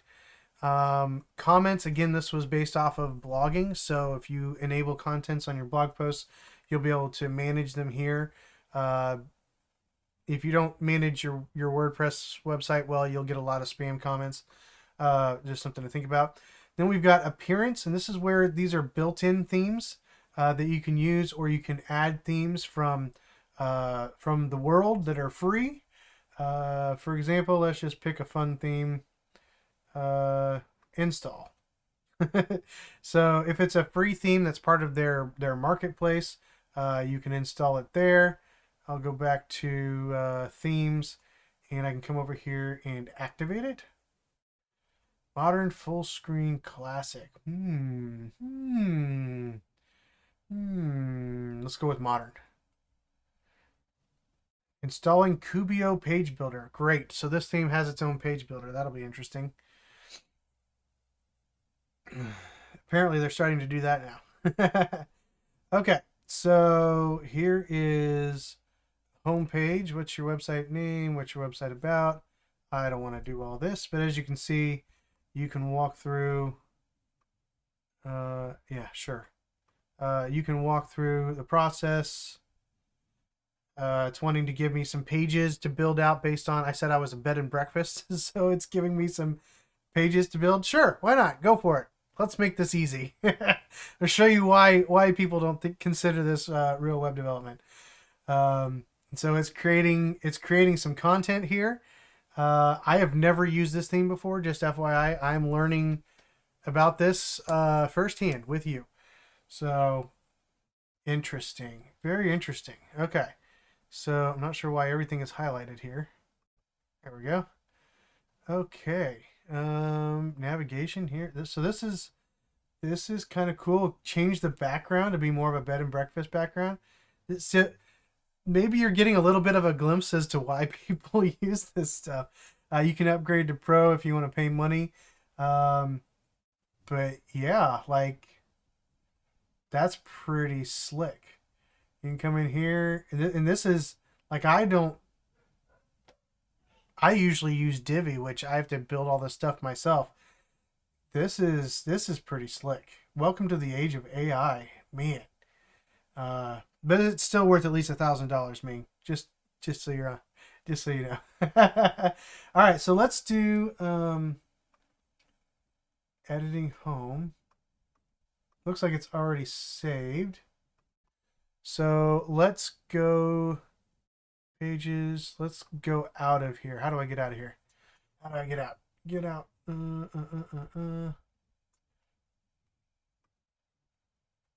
just want to. I just want to leave. Site content dashboard. There we go. Okay. So if I go to pages, I have a lot more pages now that were created by that plugin. I have a home front page. Let's see if it updated the home page. It did. Nice. So it made some updates to some settings down here. As far as reading, it changed the home page to, instead of being the blog, to being an actual page. So, lots of stuff. We're not going to dive into all this stuff. I just kind of want to show you where things are. So that's appearances. That's themes. There's some more things that you can do inside here, the appearances, now that we have a theme that has some more capabilities, such as managing menus, backgrounds, templates, and parts, things like that. The theme editor, theme file editor. So if you did want to mess with the actual code, it's warning you. And if you do change theme code or plugin code, you may not be able to upgrade it or update it. So that's just a word of warning if you do that. Typically, they want you to do like child themes for anything that you're going to create, like that. So anyway, so that's pretty cool. I've not messed with that before. And then you've got plugins. So they actually installed 2 plugins for us, this Kubio plugin and this Contact Form 7 plugin, which is just a way of managing your contacts forms. If somebody fills out a contact, make sure that it gets emailed to you. That's actually over here in these settings, contact forms. They created a contact form for you, so you can see all the settings in there, what that looks like when it's in the form, what it looks like when it comes to you, responses. This is what it looks like when it comes to you, where the information is. So again, we could go through thousands of plugins and look at all the different things that they have, but just showing you kind of some of the capabilities. And we just built,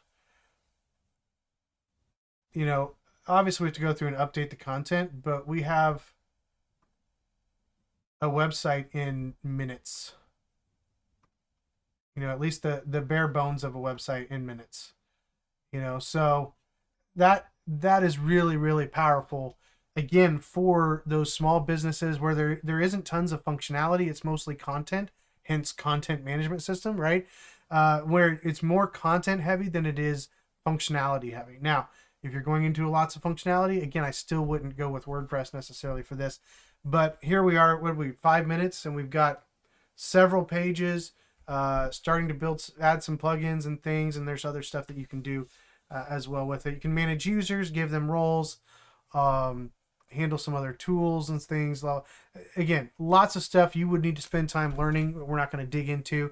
But as you can see, getting a WordPress website built out can be very quick. Now, the devil's in the details, so you're going to spend a lot of time in the nitty-gritty details of things. But especially if you are not a designer, and your client is very flexible on design, you can give them some options and even tell them, hey, we're going to use a theme to make this cheaper for you, and to make it faster for us to build this out, which again is cheaper for you. So using themes is not bad. I just want to make sure if I'm using a theme, I'm always communicating that to the client so they understand the ramifications there of using a theme. Okay, so I don't remember off the top of my head the API URL. I think it's something like I think it's API v1 posts. And we may have to turn it on. So access WordPress API. Boom. Okay, they have good documentation on this. This is not the word. No, it is a WordPress. Man, this has changed over the years. Let's see. Oh, WP JSON. That's what it is. Okay. There we go.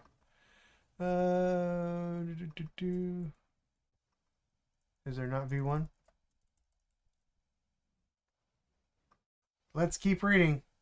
WP. Oh, man. This structure is so weird. We'll copy that. Put that in here. All right, so it's WP JSON / WP / V2 / posts. And there you go. Now, this is, we're getting all the posts here, which only is one. As pages one? Yeah, there's pages. Okay. So here's all of our page content. So one of the reasons why it's WP JSON, that's kind of the base API route. WP tells it that it's a WordPress specific route, because you can create, if you're a plugin creator, you can create your own API routes and give them a different base so that you can version them and separate them from other plugins and from the WordPress page as well. So with this, here's your API. So in something like Nuxt or Next, or even just from your React or your Vue front end or whatever front end you're using, even if it's just JavaScript, right? You would use this URL to get the pages, or you'd use it to get a specific page. So we could do, I think it's pages /33. There it is. So pages /33 gives us just the information for that page, right? And there's information about the author, a link to the author if you wanted to link to the author. There's lots of different pieces of information here. And then let's see, you have the content here, title. And these are the pieces of the JSON object that you would use to fill out your content in your front end application. Let's take a look at, where's the home page? Home page is page. Now, one thing with WordPress, they use pages are posts. They're just a different post type. So that's why it's post, and then post equals 8. So let's try getting that.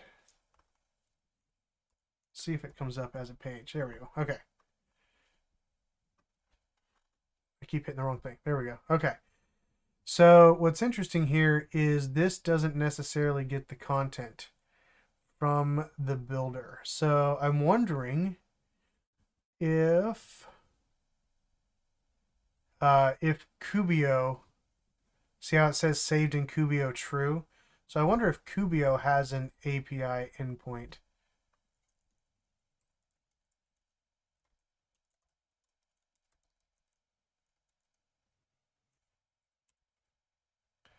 Let's find out. I know what that is. Can utilize page builder, can use REST API. We already know how to access the REST API. I want Kubio info. Is there a way to do that?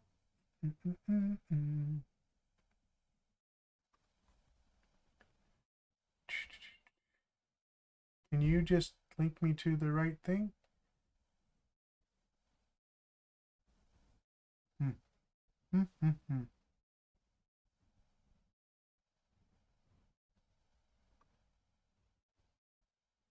Well, this is interesting.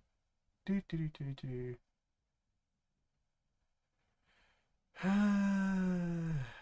not helpful at all.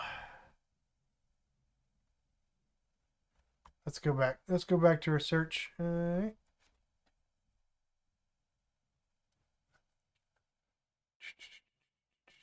is the Kubio theme? Let's try that. Kubio WordPress theme. KubioBuilder.com. That's what I'm looking for. Support. Documentation. That's what I'm looking for. API. Results for API. Counterblock. That's not helpful. Navigation.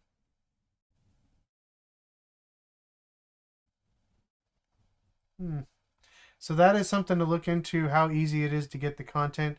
So you may not want to use a theme builder if you're going to be doing it on doing your own front end, right? So that's probably why they don't make this available. So what you would typically do, let's go back to our WordPress website here, and let's go to appearance and themes, and we'll just use this base 2025 theme. Let's activate that and see what it looks like over here.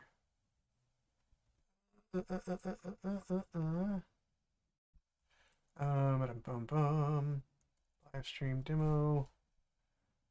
Go to the home page. All right, so we still have stuff here that's loading, but let's change our home page. Let's create. We'll use sample page as our home page, and I'm going to use the default editor, which is called Gutenberg. All right, so we've got a sample page here. I'm going to open the dashboard in a new tab, and settings reading. I'm going to change the home page to sample page. Save that. All right, and so here we should be able to go to the website. All right, so there's our sample page. All right, now that we have content in this sample page, let's find out sample page is post 2. So we'll come over to our into our API, put in page 2, and now you'll see the content section has rendered HTML basically.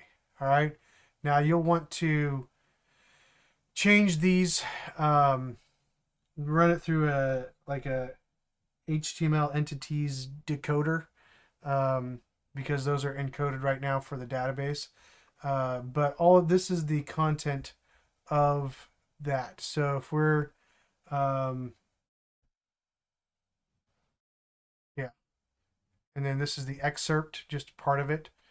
So this is what you would use then in your content area. And you might strip it of some things if you want to, but using the Gutenberg builder here, so like there's different sections, and the Gutenberg builder is kind of the base builder for WordPress. You can add other types of sections to it, lots of different things. We're not going to get into all this stuff, but you can add all sorts of different things. It's even, you can add Cubio blocks. That's interesting. Let's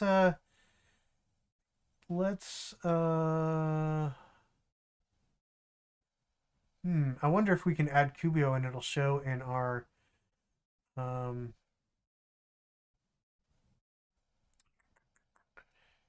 there's regular ones down here too, by the way, but I wonder if it'll show here. Let's add the author name to the end and save it and come back over here.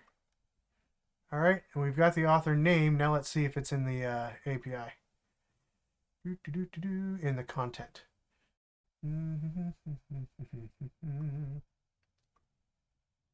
Interesting. I don't see it in the content. Is there other content for Cubio content?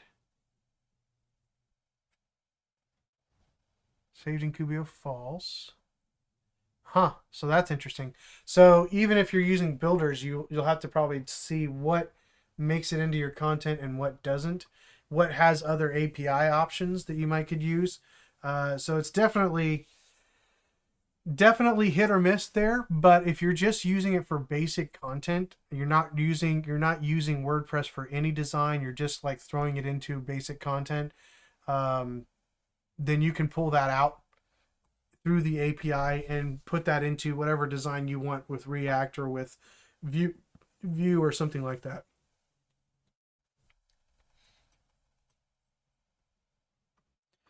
The API is basically already set up So it's WP-JSON slash WP slash v2 and then whatever it is you're trying to get to. So like users, or pages, or is menus on there? Menu, nope. Um, Posts, things like that, and you can find documentation on what the endpoints are that are available. If you guys are interested, we could maybe do that in a couple Saturdays. Take a look at setting up a basic front end that integrates with WordPress on the back end. Maybe show you some ways that you can add some extra content or add some custom content. That might be fun. If you guys are interested in that, let me know, and we could maybe do that in a couple weeks. But that's the basics. Again, you would just use this API, and we can walk through how to actually do that with React or Vue or something like that. Maybe next week. So, or not next week, but a week from next week. So, 2 weeks from today. So if you guys are interested in that, leave a comment either in the chat or leave a comment on the video if you're watching this later. But I mean it's a decent use case, and so I think it's something that might be worth our time going through and showing how you can build a fairly robust backend for your front end without having to necessarily be a backend dev, and you can maybe add some more functionality to that, even creating your own plugins and stuff like that. If this is something you guys want to dive into more, let me know. We can certainly jump into that. So we're about 5 minutes till the hour, and let's see if there's anything else that I missed along the way. Let's see. Kelly asked, can you use WordPress as a starting phase to set things up, download the template, and make more edit to them in your code editor or a more finished product?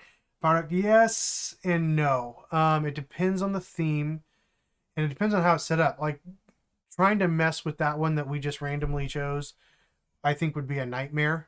I would say that was more possible in the past.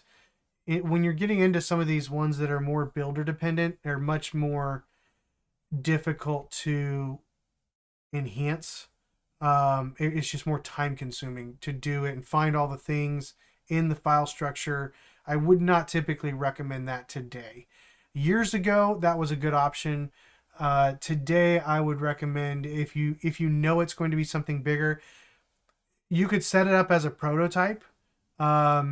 And tell them that it's a prototype, but that all of that stuff would need to be rewritten into whatever the actual platform is going to be. That would be the route that I would go. Typically, they just will be like, no, don't do that. And, let's get a designer to design it and blah, blah, blah. Sometimes they will go for that, depending on their budget and depending on like how fast you can get something up in WordPress and how fast you can replicate it in a regular application. So it kind of depends, Kelly, on what direction you go with that. I would not typically use WordPress for that, though.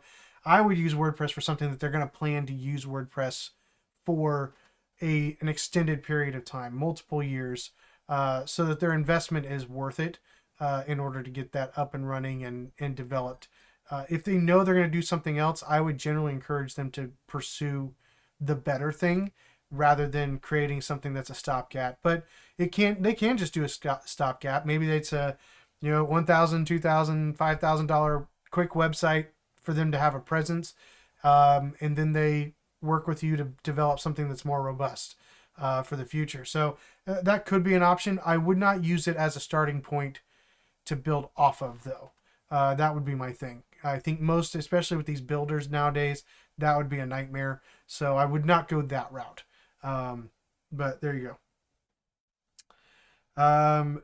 Ming says, do you need to be signed up with WordPress for the API? No, it's built into the WordPress framework. So it's automatically available on the WordPress application. So you don't need to sign up for anything extra for that or pay for anything for it. Yes, let's integrate the WordPress content.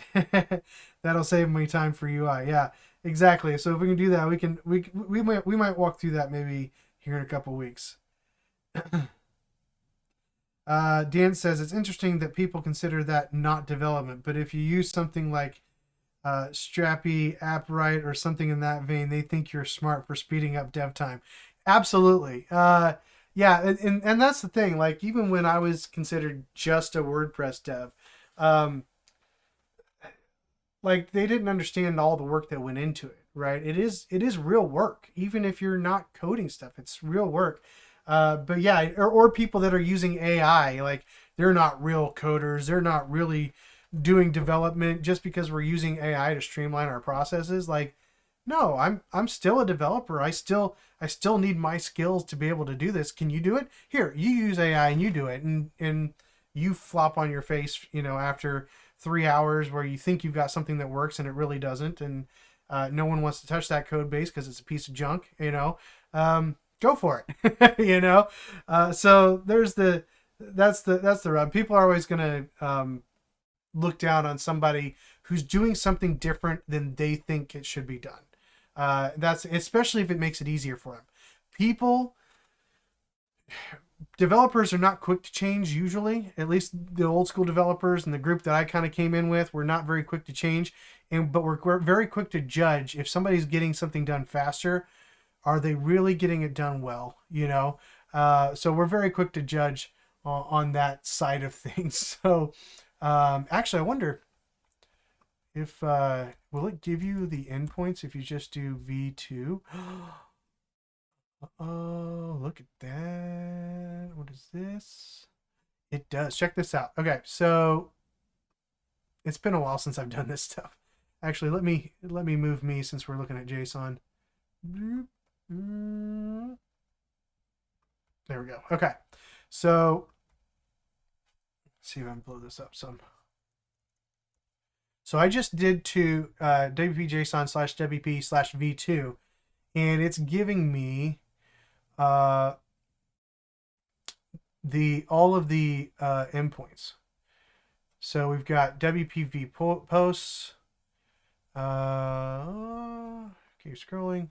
Oh, it's giving me all the posts too. That's dumb. And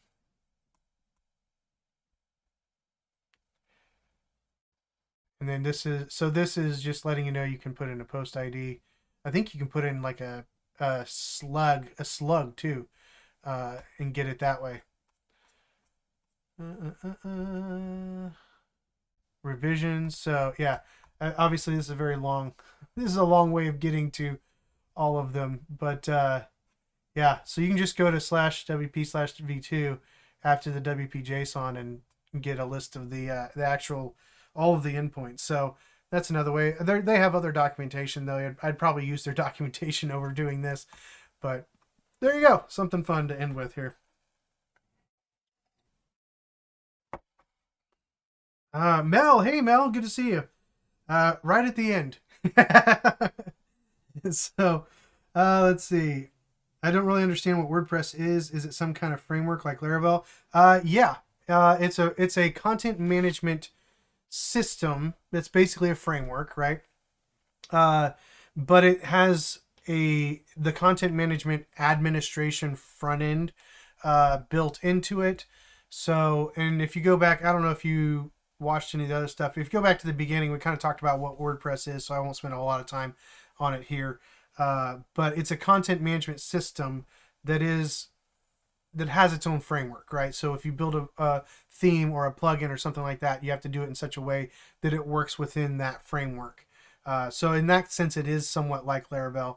Laravel does not give you all of the GUI that WordPress does, but that means you have more flexibility, right? You have more ways that you can use Laravel than you can with WordPress. So you can build your own backend admin section for Laravel. Let's see. Mel says, is it a bit like the way people think about React devs, as if they don't really know how to code because they use higher level stuff? Sort of, yeah, even more high level than that, right? Because we're a lot of it is just inside the browser. They're not actually writing code, so they're just manipulating things inside the browser. So Ming says, if you're front end dev, then using backend microservices would definitely speed up the dev process. Time is money. If there's an efficient way to get something done, I would choose it. Yeah, I mean, again, I want to be careful to make sure you understand. I don't think there's necessarily a wrong way to do web development. I think you've got to find what works for you, and maybe the easiest way to get a website up in using some of your front end skills is using WordPress, and the functionality that's there, and giving the client the ability then to update the content. Maybe so. We'll do this next in a couple weeks. We'll jump on and show. There's some plugins that you can put in this to make things very clear and obvious as to where a client should update content. Um, so I'll walk through that. It might take a couple of weeks to get through everything, because we might do something on the WordPress side in a couple of weeks, and then maybe the week after that, show how we would use that information on a front end application like Vue or React. So I wasn't necessarily planning on going down this road, but I think this is the point, right? This was way back to answering question number one. Why would you want to learn WordPress? It might give you the ability to speed up some process and make it easy for somebody to be able to manage content on a better front end than they would typically have with WordPress, or at least on a front end that you can manipulate more than just the the builders and things like that. Plus, I'll be honest with you, most small businesses do not want to even deal with a builder. They don't want to learn a builder. They don't want to learn how to manipulate stuff. It's just, one, it's time consuming, and two, it's still oftentimes over their head. And it's not saying anything mean about them. They're smart people. They own a business, but it just isn't their world, And so unless they're just a creative person who can think in those terms, most small businesses still don't want that. If they're going to manage any content, they're going to want to manage it in a much simpler format. And that's what we'll show in a couple of weeks, of how you can kind of create that simple format for them to make changes that's not overwhelming, that's not trying to manipulate a builder, that allows you to create some front end templates and just pull that content in, and they update the content where they want to. So that'll be something that we'll dive into now that we've gone down this road. So here in a couple weeks, just so Mel knows, since she just joined us, no live stream next week. I'm going to be up in Iowa all week preaching at a youth camp, and I'll be driving home Saturday morning, so I will not have a live stream next Saturday, but we will be back together 2 weeks from today. I also have some other things that I'm looking at potentially doing on a more consistent basis throughout the week. So maybe we'll talk about that in a couple of weeks, and see if we can get that rolling, or if it's just too much work.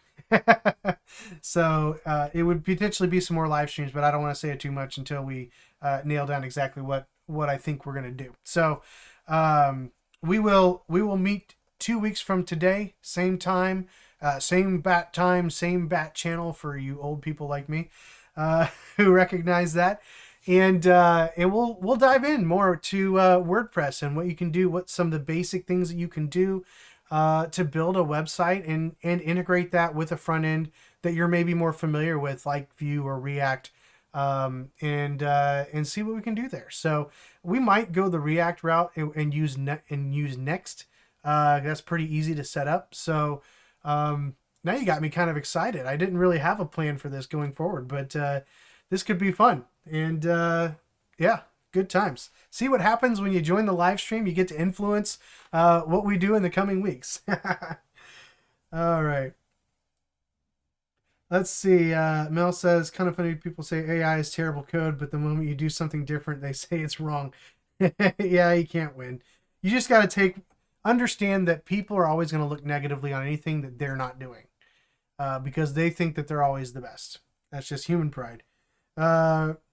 Exactly. Better to just do what you love and ignore people. Absolutely. Ming says, at the end of the day, the client wants to see results. That is very true. They don't need to see the technical parts of the project. They're paying you for your services, and that's it. Just make them happy. Exactly. And if you can do that easier, do it, there may come a point where they grow to where they need something that's much more robust. But honestly, again, especially if you're charging so little, Ming, or Kelly, or whoever it was, I forget. If you're charging so little, do it as easy as possible, right? But do it, especially if you can learn along the way. Do that too. Let's see. Dan's currently making a Discord bot. Interesting. I've not done that before. We'll have you share some information and insights on that one of these days. So, all right, cool. All right, guys, it is 5 past the hour. Thank you for jumping on. Thanks for joining me. This has been really good discussion, and again, I mean, this is why you join the live stream. You influence the future of the Dev Mentor Dave YouTube channel. So, again, no live stream next week, but we will have a live stream the week after that, as far as I know, and we'll make sure that we start diving down this road. It might take us several live streams. We'll just see, depending on what questions people have and how much I remember. Because, like I said, it's been a while since I've done WordPress. So I'll probably be relearning some things or learning some new things that have come out probably since the last time I really delved into WordPress and building a site. But I kind of like this idea. This will be fun to try something maybe a little bit newer than or different from what we would normally think of from an application development standpoint. So, and Ming says, "Don't worry, I'll have a ton of questions." So I am not surprised. Well, this thing will take us 3 months because we'll have all the questions. No, but I will try to do things. So if you want to download local or find another way of hosting locally WordPress, I would encourage you to do that. Again, go back and watch that part of the application, the live stream, and see how we did that on the localwp.com, and that way you can follow along with me both on the WordPress side of things, as well as then obviously most of you probably know how to install the other stuff that we'll probably use Next and React, since I know React is really popular, and we'll probably just use Tailwind or something like that on the front end just to make it easy. So. Yeah, well, I think, honestly, Dan, local actually uses Docker underneath the hood, if I remember correctly. So, yeah, that would make it easier for production. Although, local, if you sign up, you can connect that to certain hosting, and you can actually push up to certain hosts as well. Again, I'm less worried about talking about production at the moment, more just showing you how it all works. So that'll be fun. But hey, if we want to talk about production, we can do that at the end of it too. So there you go. I think diving to Docker might be a little too much at this point though. So I would recommend using local just because it's very quick and easy to download and get started. Even though it is a bit of a resource hog. Honestly, Docker's a bit of a resource hog in and of itself. That's probably why. So yeah, okay. We'll take it all the way. We're gonna do it. We're gonna go all the way with this thing. We gotta figure out what kind of website we're gonna build. Let's do this. Leave some comments in the comment section. Don't throw them in the chat. Put them in the comment section. That way we help the algorithm. Leave some comments in the comment section on the video with ideas for the type of website that we want to build. Let's do something pretty basic, but the type of website we want to build with our React front end and our WordPress backend. So that'll be fun. So put those in the comment section, because I'm going to jump off here and close down the chat, so I won't see it. But if you have any ideas for the type of website we want to build, let's try to keep it fairly simple. Throw them in the comment section there. So yeah, exactly. You know me, I'm all about the algo-driven development. Yeah, because that's why I don't post any videos ever anymore. So try to get make it useful, but help me out here a little bit. Reach some more people, right? So no, anyway, it's been great to see you guys. Thanks for jumping on. Thanks for joining the conversation, saying hello, and making me feel a little bit better than I did last week since nobody was here. and I just talked to myself for half an hour. So definitely a lot more fun to go for 2 hours because we got people engaging. So I know everybody's schedule's crazy. It's not a big deal, but I want you to know I appreciate having you guys on here.